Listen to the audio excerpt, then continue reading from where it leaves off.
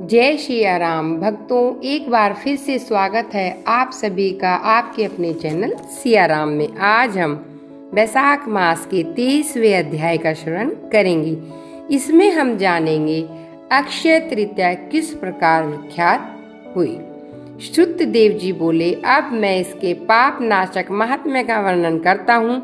माधव मास में अक्षय तृतीया के दिन जो सूर्योदय में प्रातः काल कर देव ऋषि तथा पितरों का तर्पण तथा श्राद्ध कर मधुसूदन भगवान का पूजन करके दान करते हैं, वे संपूर्ण पापों से छूटकर विष्णु लोक को जाते हैं। इस तिथि की विख्यात कैसे हुई वह बताता हूँ। हे राजन, तू सावधान होकर सुन। प्राचीन काल में राजा बलि के संग इंद्र का तथा देवता और दैत्यों का आपस में द्वंद्व युद्ध हुआ, जिसमें इंद्र ने बलि को जीत लिया।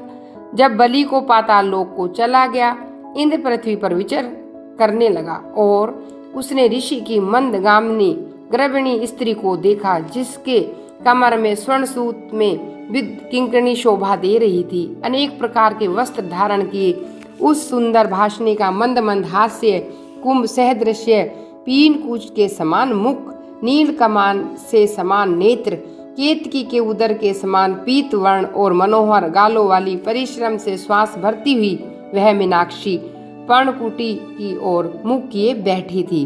उसे पलंग पर शयन करती हुई देख इंद्र को मोह उत्पन्न हुआ।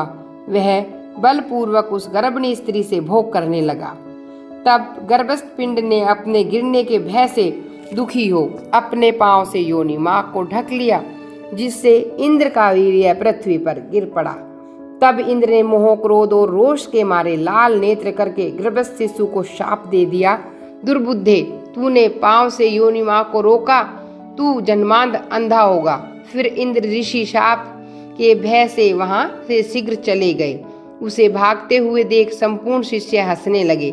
तब इंद्र लज्जा के मारे पहाड़ की कंदरा में जा घुसा और वहां बैठकर उग्र तप करने लगा। उस समय राजा बलि और उसके साथी दैत्य गणों ने गुप्त दूतों द्वारा भेद लेकर देवताओं पर आक्रमण किया।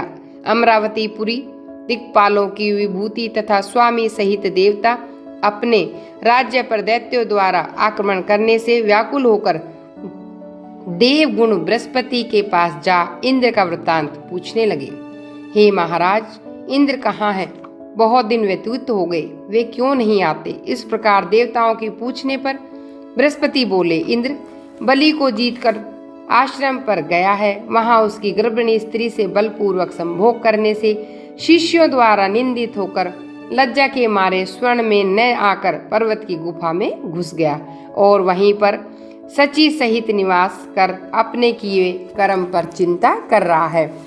बृहस्पति के ऐसा कहने पर अग्नि आदि सब देवता इंद्र को ढूंढते हुए उस कंदरा में जा पहुंचे, जहां उनकी प्रशंसा तथा नमस्कार करके इस प्रकार करने लगे। हे इंद्र, तुम्हारे बिना स्थान भ्रष्ट होने से दैत्यों ने हमको बड़ा कलेश दे रखा है। तुम चलकर शत्रुओं का दमन करो।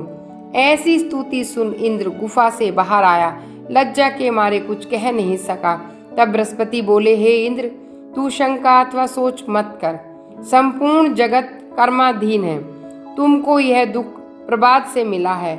गुरु की बात सुन इंद्र ने कहा, हे मानद, स्त्री गमन के दोष से मेरा बल वीर्य यह सब नष्ट हो गया है, इसलिए मैं यहाँ गुप्तवास कर रहा हूँ। इंद्र की यह बात सुन बृहस्पति देवताओं ने मधुसूदन भगवान के प्रिय वैशाख मास, जो सब तिथि बड़ी पुण्य रूप होती हैं, शुक्ल पक्ष के अक्षय तृतीया के दिन बलि के बैरी इंद्र को स्नान दान आदि कराए, जिसके प्रताप से इंद्र विद्या मंत्र शास्त्र आदि से पूर्वतः शक्ति उत्पन्न होकर बल वीर्य आदि बढ़ गए तथा पर स्त्री गमन का दोष भी समाप्त हो गया। तब इंद्र ने देवताओं को साथ ले असुरों को जीता। अक्षय तृतीया के महात्म्य से अब बंधनों से मुक्त हो अमरावतीपुरी में प्रवेश किया। फिर सभी देवता इंद्र की आज्ञा पा अपने अपने घर आकर पूर्वतः यज्ञ आदि अपना अपना भाग लेने लगे। पितृ पूर्वतः पिंड भाग प्राप्त करने लगे। राक्षसों के हाथ जाने से मुनि भी स्वाध्याय तथा ताप में संलग्न हुए। तभी से संसार में यह अक्षय तृतीया प्रख्यात है, जो देव ऋषि पितृगण को संतोष देने वाली और सभी मनुष्य को भक्ति देने वाली सबसे पुण्यतम है। बोलो विष्णु भगवान की जय।